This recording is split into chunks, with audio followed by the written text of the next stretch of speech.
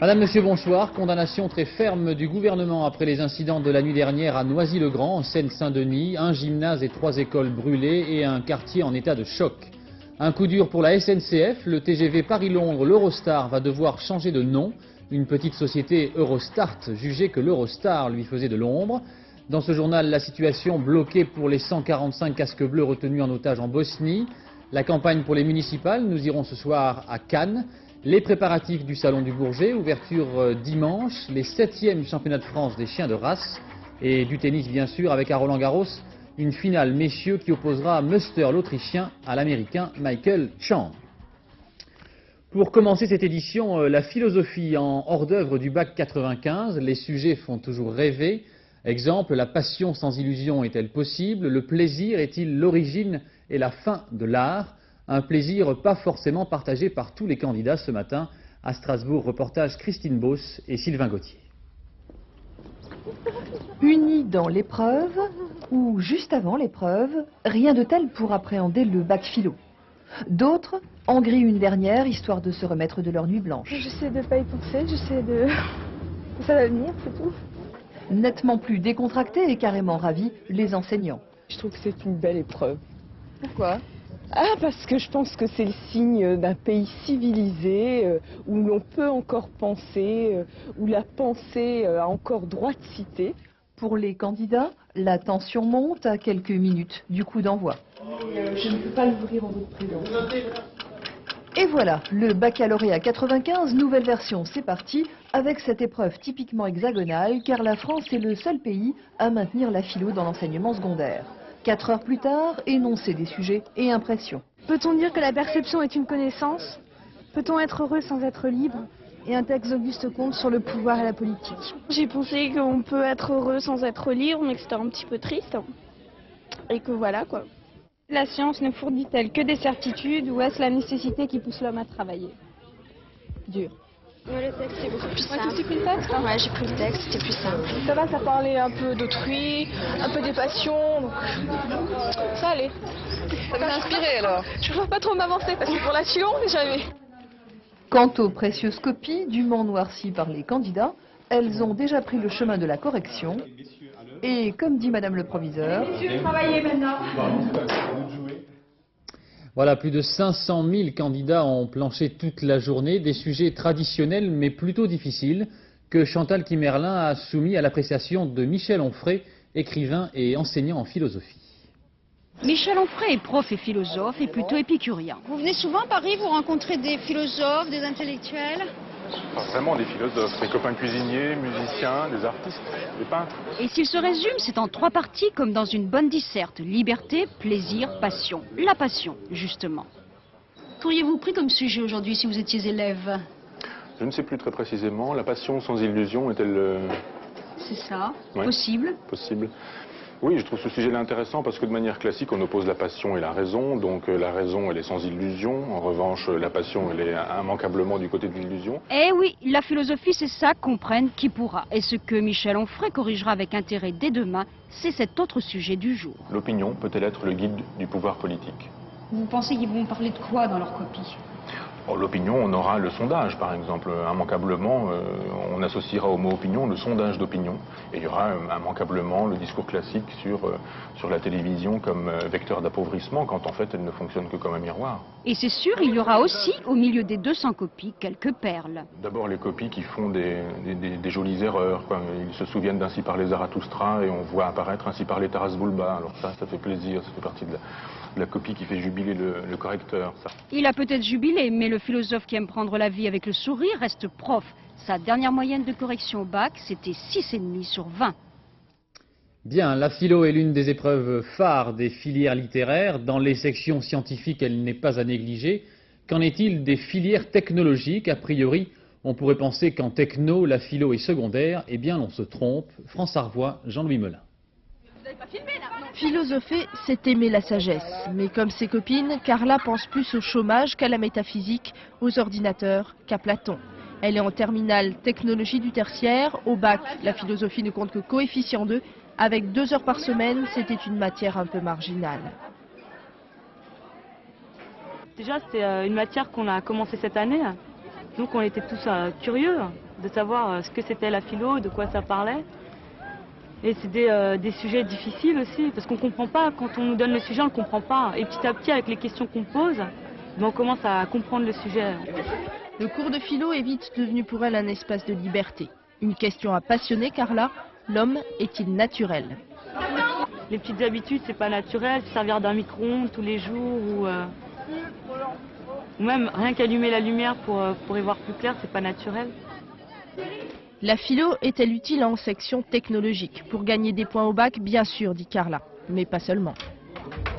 C'est pas parce qu'on est en secteur tertiaire qu'on va pas pouvoir faire de la philo comme ceux qui sont en matière générale. C'est pas pour ça qu'on va être pénalisé. Je trouve que c'est bien, même dans toutes les sections, il devrait y avoir de la philo. Je veux dire, ça peut que nous apporter quelque chose. Pas même les sujets sur la passion, c'était pas des questions que je me posais avant. Cet après-midi, Carla a choisi le premier sujet. L'application du droit dépend-elle des circonstances? Elle est sortie 1h30 avant la fin de l'épreuve, mais la note du bac importe moins maintenant que les questions qu'elle se pose.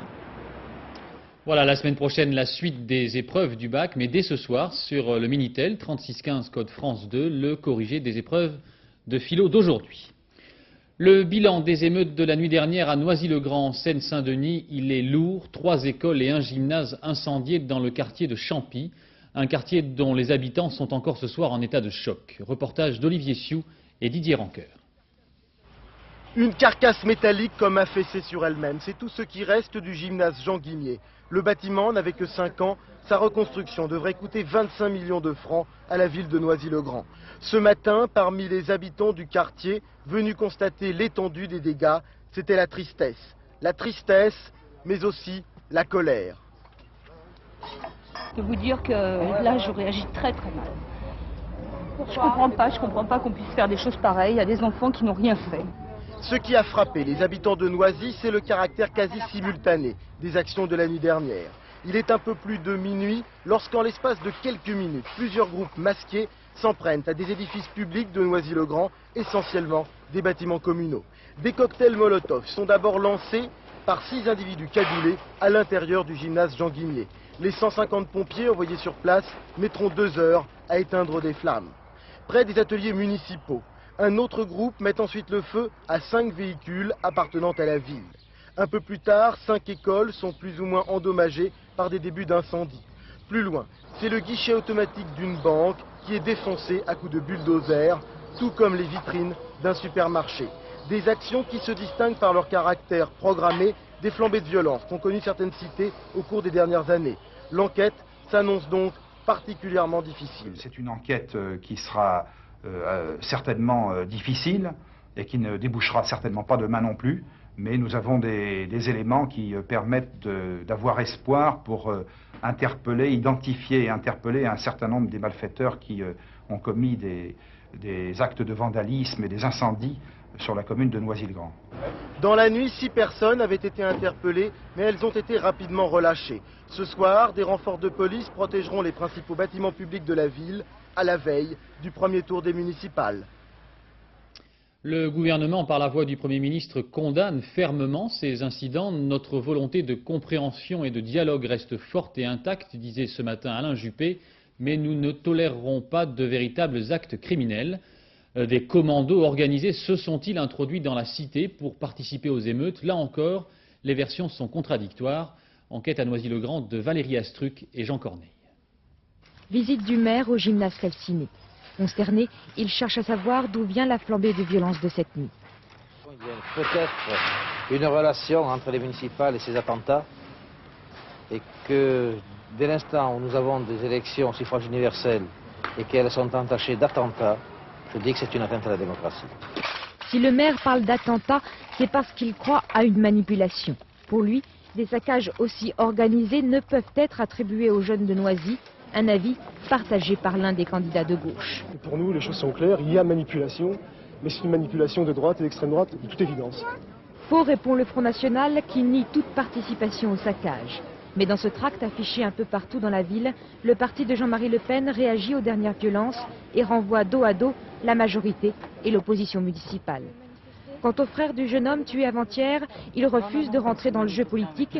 Pour lui, l'explication de cette violence, est à chercher ailleurs. C'est plutôt un problème avec la police et ce qui s'est passé, mais les élections municipales n'y sont en aucun cas pour rien. Car ce qui a mis le feu aux poudres, c'est la mort de son frère, accidenté après une course-poursuite avec la police. Des bandes organisées manipulées par l'extérieur, cette version ne fait donc pas l'unanimité. C'est beaucoup plus des noyaux qui se font, qui se défont, des jeunes qui sont véritablement inquiets devant leur avenir et qui profitent, je dirais, d'un incident, d'un événement pour vivre un moment de leur vie. Reste que Noisy était jusque-là une ville sans histoire. Ces quartiers en difficulté n'avaient pas connu de violence. Et pour calmer le jeu, le frère de la victime appelle demain à une manifestation pacifique devant la mairie. L'actualité à l'étranger à présent, toute l'Amérique faite en héros. Le pilote américain récupéré hier en Bosnie, Bill Clinton a déjà dit que son histoire ferait un excellent film. Et le capitaine Scott O'Grady a été accueilli au champagne sur la base aérienne de l'OTAN à Asiano, en Italie. Sur place, Alain Chalvon. Lorsque l'US Air Force fête un de ses héros, elle fait bien les choses, façon Hollywood. Le décor d'abord, le hangar 1 de la base d'Aviano, le plus grand, un F-16 en fond de décor, un vrai flambant neuf, armé, 75 millions de francs, des figurants par centaines, les enfants des écoles, la presse, bien sûr, et pour le héros, un jet privé. Le héros, c'est le capitaine O'Grady, très ému, très heureux aussi de se retrouver enfin à la maison après son odyssée involontaire en Bosnie. La première chose que je veux faire, c'est remercier Dieu.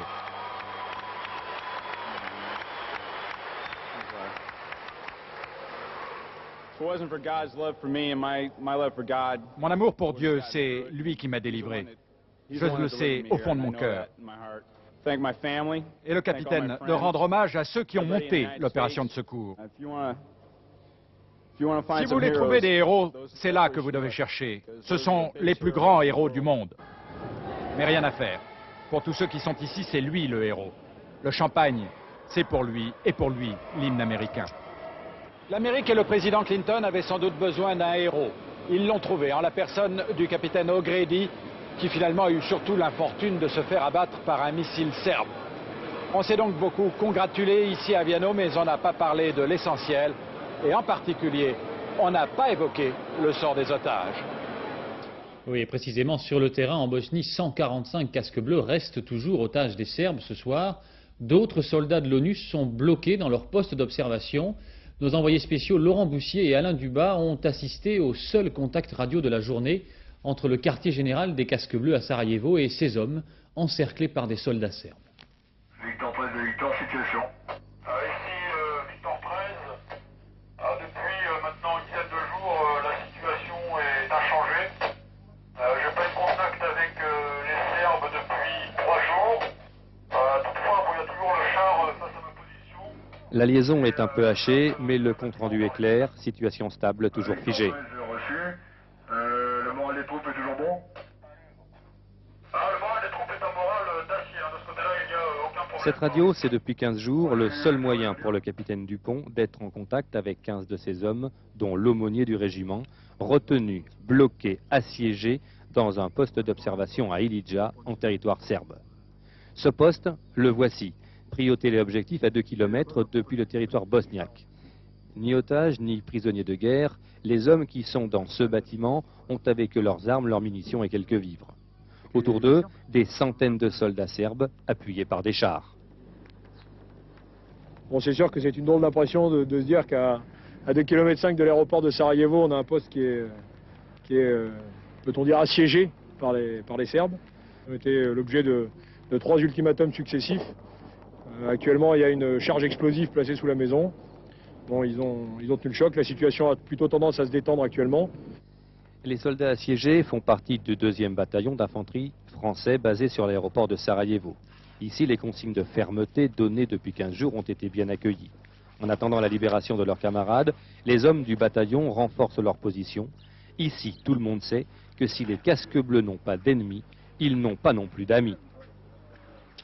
Un espoir subsiste toutefois, bien sûr. La libération des casques bleus otages pourrait avoir lieu dans les prochains jours. Nos envoyés spéciaux À Palais, la capitale des Serbes de Bosnie, Jacques Merlino et Georges Hansen ont rencontré le ministre des Affaires étrangères de Radovan Karadzic.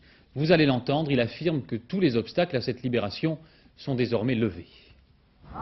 La libération des derniers otages ou des prisonniers, comme l'on dit ici, sera rapide. C'est l'affaire de quelques jours, vient de nous dire le ministre serbe bosniaque des Affaires étrangères.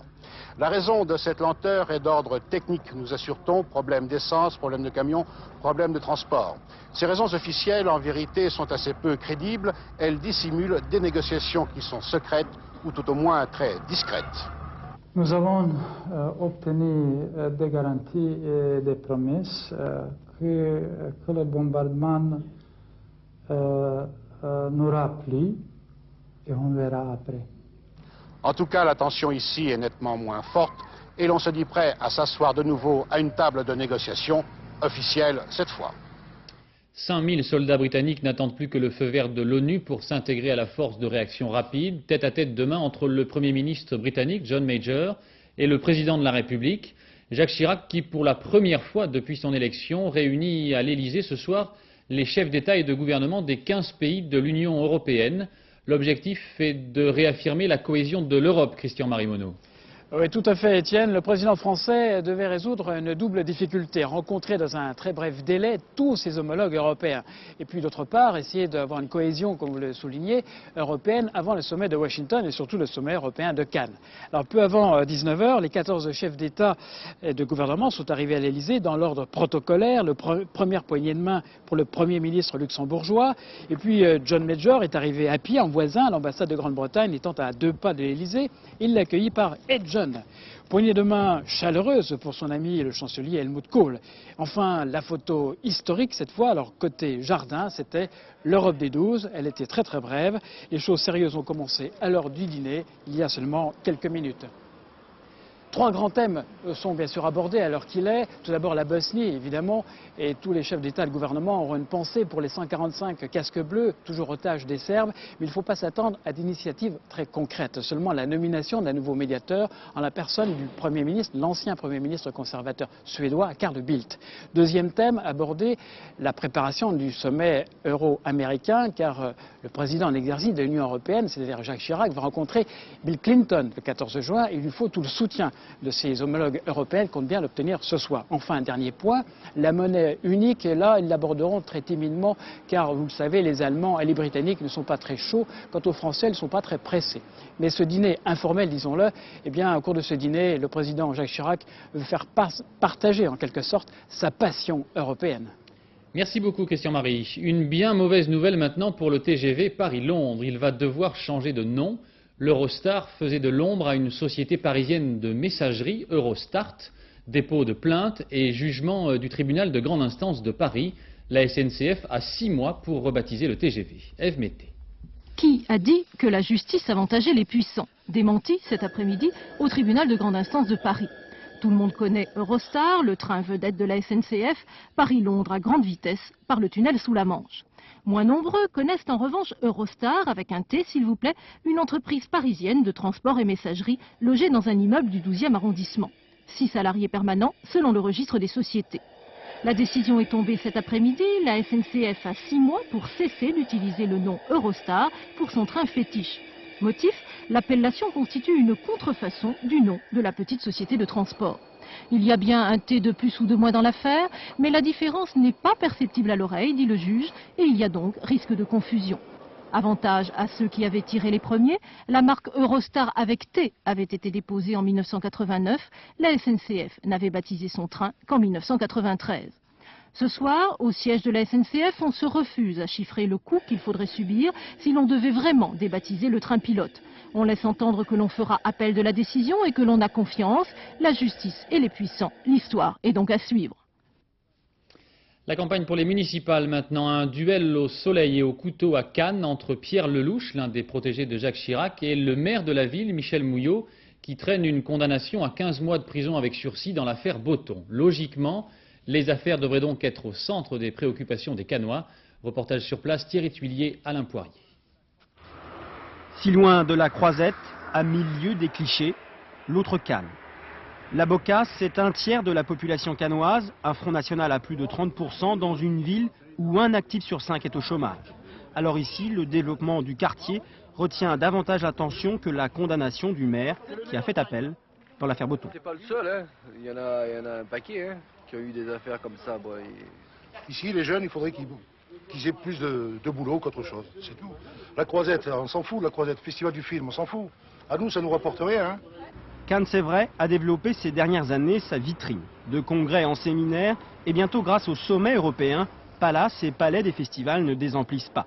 Et là aussi, les démêlés judiciaires du maire passent au second plan. Le Cannois lui-même, si vous voulez, il veut que sa ville soit propre, qu'elle soit bien gérée. Les personnes âgées ne veulent pas trop de bruit. En 3 semaines de campagne, Pierre Lelouch l'a constaté, les Cannois attendent autre chose d'un candidat que la seule évocation de la moralité de Michel Mouillot, le maire UDF. Alors, le député de Sarcelles change d'angle d'attaque. Les incertitudes qui peuvent se produire, si à Dieu ne plaise, il devait être réélu, prendront en otage une ville qui ne va pas bien. Il y a une faillite par jour à Cannes, il y a 16% de chômeurs, il y a un endettement record, il y a des impôts records. Je voudrais simplement dire à monsieur le député du Val d'Oise qu'il y a tellement de choses à faire dans sa circonscription que je pense que là, nous avons bien et largement relancé l'économie locale sans besoin de sauveur ni je dirais, d'opinion ou de préconisation de sa part, puisqu'il n'est pas spécialiste en la matière. Le duel, pourtant, pourrait s'ouvrir à un 3e larron. Le candidat du Front National compte sur l'effet Le Pen et sur les voix des électeurs de la majorité, désorientés par le face-à-face entre leurs 2 candidats. Mais la tradition à Cannes appelle des changements sans rupture et sans éclat. Il en va de l'image de la ville. On vient de l'entendre, l'emploi et la sécurité notamment sont au centre des préoccupations et donc de cette campagne électorale dans la plupart des grandes villes. Autre problème important, le prix de l'eau. Il varie sensiblement selon les communes et devient parfois un vrai enjeu électoral, comme à Saint-Étienne. Reportage de Sophie Jouve et Didier Dahan. Moi, je maintiens que le prix normal est 4,50 francs. 6,44 francs, mais que ça, c'est un prix pour nous maximum. 6,44 francs le mètre cube. Alors, si je suis réélu, je proposerai au conseil municipal de voter ce prix, qui est un prix provisoire. À chaque candidat, son tarif. Difficile de s'y retrouver, mais à Saint-Étienne, le prix de l'eau, c'est l'enjeu des municipales. Tout commence il y a 3 ans. Le maire centriste de l'époque, François Dubanchet, privatise le service de l'eau et du coup en profite pour doubler son tarif. Tollé des administrés, il saisit la justice qui annule par 2 fois l'augmentation. Résultat, le maire démissionne il y a 1 an, son bras droit le remplace, mais comme l'eau n'a plus de prix, elle n'est plus facturée. Alors cette eau, l'opposition en fait son cheval de bataille. Je dirais qu'on a trompé les Stéphanois et qu'on les a spoliés et qu'il s'agit aujourd'hui de rétablir le droit et de rétablir la justice à travers le juste prix de l'eau. Cette guerre de l'eau est conduite par 2 listes à gauche. Et là-dedans, il y a tout ce qu'ils ont fait de mal. Tout. Un candidat socialiste qui souhaite redonner la gestion de l'eau à la ville, tout comme l'ancien maire communiste décidé à repartir au combat avec l'eau la moins chère pour Saint-Étienne. La trésorerie de la ville est obérée, c'est-à-dire en état de faillite. Et que pour essayer de sauver la ville de cette faillite, ils ont vendu le service des eaux comme ils veulent vendre maintenant la bourse du travail. Quant au maire actuel, il tente de sortir de cette histoire d'eau en relativisant l'enjeu. L'eau est une question bien marginale. Il s'agit de quelques centimes ou quelques francs par an de différence entre ce que propose notre adversaire et ce que je propose.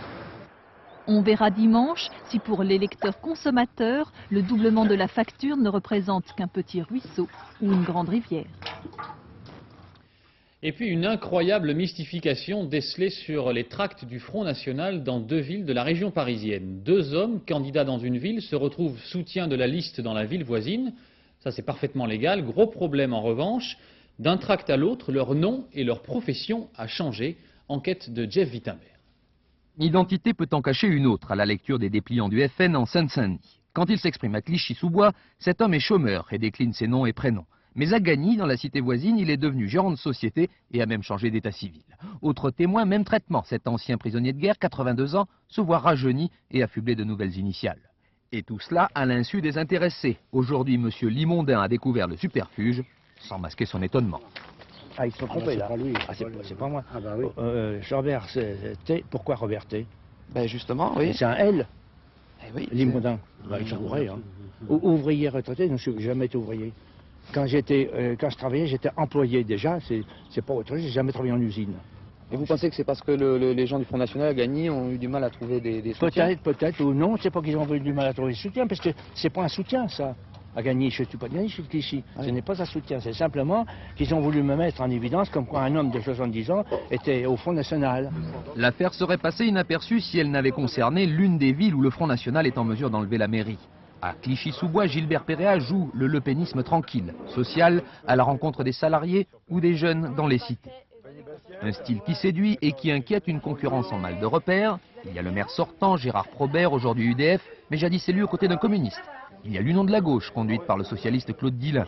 Il y a enfin une quatrième liste emmenée par André Saint-Jean, ancien leader CGT, reconverti en supporter de Bernard Tapie.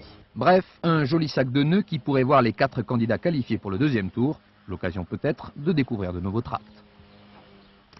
L'indignation des associations de lutte contre le sida. Hier, un médecin, nous en parlions à 20 h, le docteur Jean-Baptiste Brunet, a été mis en examen pour complicité d'empoisonnement dans l'affaire du sang contaminé. Et pourtant, au début des années 80, il avait été l'un des premiers à donner l'alerte sur l'évolution de la maladie. Enquête Éric Lemasson et Jean Cornu.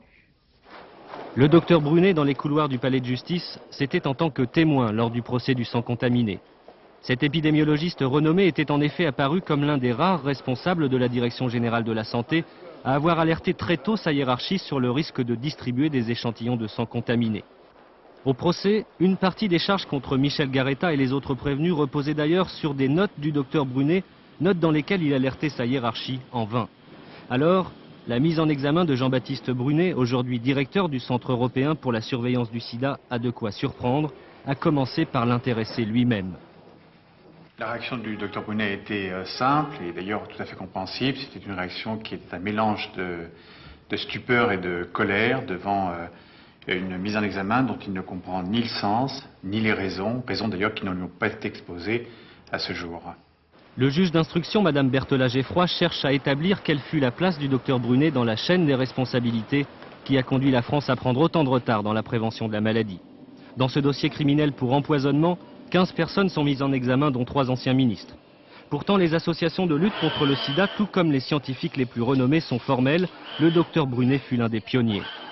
Ce que je sais du docteur Brunet, de son action en 1983, 1985 et après, c'est qu'il a toujours été à la pointe pour faire prendre conscience de l'importance de cette maladie en France, et notamment au niveau du ministère de la Santé. Donc je suis très surpris. 20 grands noms de la lutte contre le sida, dont le professeur Montagnier, viennent de publier cette lettre de soutien à leurs confrères. La seule faute que l'on puisse lui reprocher, écrivent-ils, est de ne pas avoir été suffisamment entendu. 300 000 personnes attendues à partir de dimanche au 41e Salon aéronautique du Bourget, le plus important du monde. Le Bourget, c'est un peu le festival de Cannes, version avion et hélicoptère, les vedettes de l'année, présentées par Patrice Pelé et Éric Mézy. Les uns après les autres, ils arrivent au Bourget. Rafale Marine, français. F-15, américain. Black Stallions, chargés de la récupération des pilotes tombés en territoires ennemis. Ilyushin 96 russe. Et l'incroyable Beluga, l'avion le plus volumineux du monde, français. À 24 heures de l'ouverture au public, le Bourget accueille les équipages, venus apparemment avec de quoi se changer avant de partir visiter Paris. Qu'est-ce que vous espérez de cet avion? Ah, je peux pas répondre. Vous voulez le vendre? Vous voulez le vendre à quelqu'un? Je vous dis que je ne peux rien vous dire. On fait aussi des rencontres surprenantes au Bourget. Et juin 89, le crash historique. Et cette année encore, il est là, Anatoly Koshkur, bien vivant et en pleine forme. Vous vous rappelez votre accident au Bourget? Oui, bien sûr. Mais c'est surtout mon corps qui s'en rappelle. Ce soir, tous les avions sont arrivés, ou presque. C'est seulement dimanche qu'arriveront le Boeing 777 et surtout le bombardier stratégique furtif américain B-2. Il devait rester toute la semaine, mais le Pentagone a réduit sa présence à seulement une petite heure. Il faudra faire vite pour le voir. Le B-2 mérite bien sa réputation d'avion furtif. Une bataille de bûcherons à Roland-Garros pour les demi-finales du simple messieurs. Cet après-midi, Muster, l'Autrichien, a fait exploser le Russe Kafelnikov. Quant à l'Américain Michael Chang, il a privé l'Espagnol Bruguera d'une éventuelle 3e victoire. Sur place, Thierry Clopo. Cela faisait 6 ans que Chang n'avait plus atteint Roland-Garros, le stade des demi-finales. En 89, cette année-là, Chang gagne à 17 ans et demi les internationaux de France. Cet après-midi, l'Américain a bataillé ferme face au tenant du titre, l'Espagnol Sergi Bruguera, 6-4 dans le premier set. Les 2 autres manches étant enlevées au tie-break. Avec cette qualification pour la finale, Chang confirme son excellent début de saison sur terre battue. 13 victoires sur 14 matchs joués. Ce chrétien dans l'âme, persuadé de voir la main de Dieu derrière chacun de ses points, affrontera en finale l'Autrichien Thomas Muster. Et Dieu sait s'il faudra être fort pour rééditer l'exploit de 89. Muster, nouvelle terreur de la Terre, c'était cet après-midi face à Kafelnikov.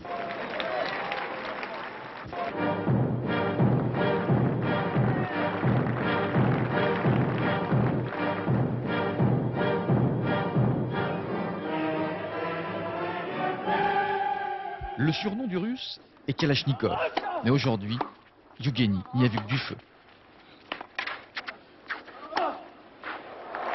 6-4, 6-0, 6-4, c'est la 34e victoire d'affilée de Muster sur terre battue cette saison. Cette force de la nature, qui était donnée perdue pour le tennis en 89 après un terrible accident de voiture, est en fait un ressuscité. Aujourd'hui, à la force du poignet, il attend son heure, son ascension vers un premier titre du Grand Chelem. François Brabant est avec nous en direct de Roland-Garros. François, quand on voit jouer Thomas Muster, on a vraiment le sentiment qu'il est archi favori pour la finale de dimanche. Oui, en tout cas, les chiffres parlent pour lui, Étienne. Et si ce ne sont pas les chiffres de tournoi, ce sont en tout cas les chiffres de toute la saison sur terre battue. Thierry Clopo vient de le dire, 34 matchs victorieux sur cette surface.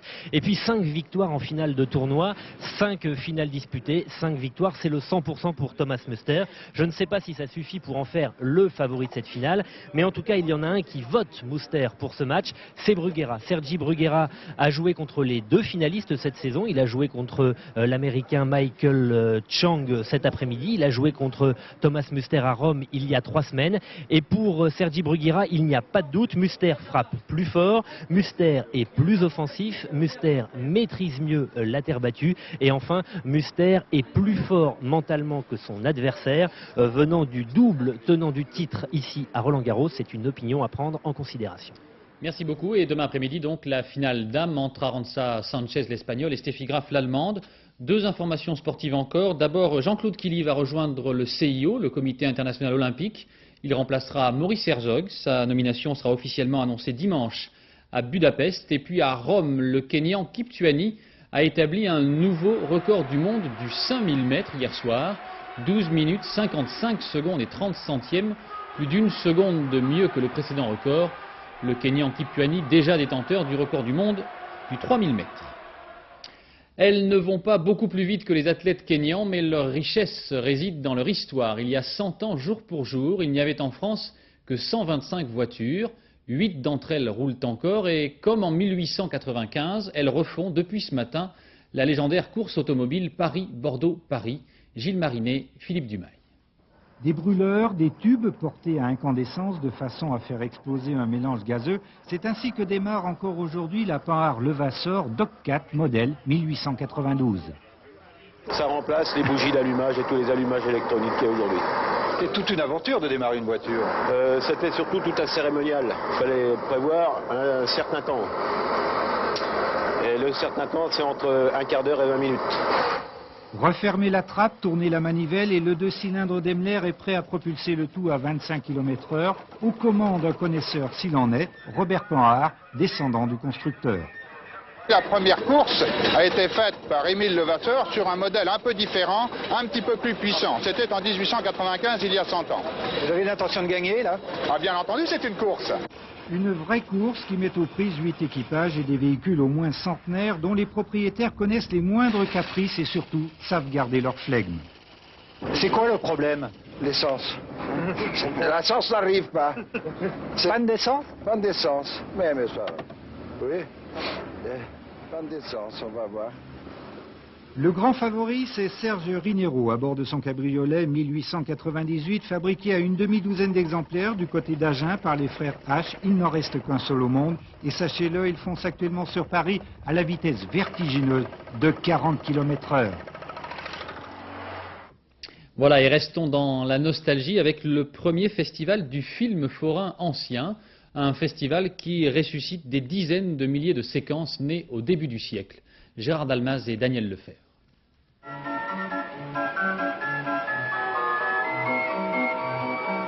Le cinéma est devenu art populaire grâce au forain de 1896 à 1914. Vous avez assisté dans ce musée unique, le musée des arts forains, au premier festival. Avec tendresse et précision scientifique, le musée des arts forains de Jean-Paul Favant fait revivre cet univers à la Fellini. Parfois dans de véritables palais itinérants de 600 places, les forains, quelquefois cinématographistes eux-mêmes, ont montré des dizaines de milliers de films courts. Dès l'éclair de génie des Lumières, les forains ont très vite exploité le manège de l'image animée. Exemple, ce film italien, un burlesque inédit, la course aux singes avec des trucages à la Méliès. Les personnages semblent escalader la façade, alors que, filmés par-dessus, ils rampent.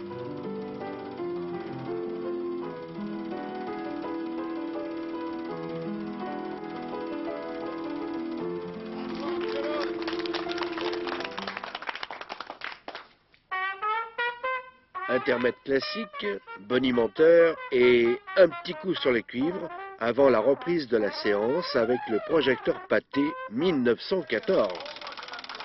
Sauvé par les deux fous de la pellicule de Lobster Films, voici un extraordinaire document français inédit réalisé en 1918, mis en garde contre l'alcool et la tuberculose façon Bibi Fricotin. Influence évidente du fameux courant hygiéniste né juste après la bataille de Sedan. Premier festival du film forain ancien selon les grands thèmes de l'époque faste, faire rire, faire pleurer ou encore étonner. Voilà, c'est la fin de ce journal. Dans un instant, la météo avec Isabelle Martinet, puis le point route de Valérie Maurice. À 22h35, bouillon de culture. Et le dernier journal présenté par Catherine Sellac vers 1h du matin. J'aurai le plaisir de vous retrouver demain à 13h et à 20h. Très bonne soirée.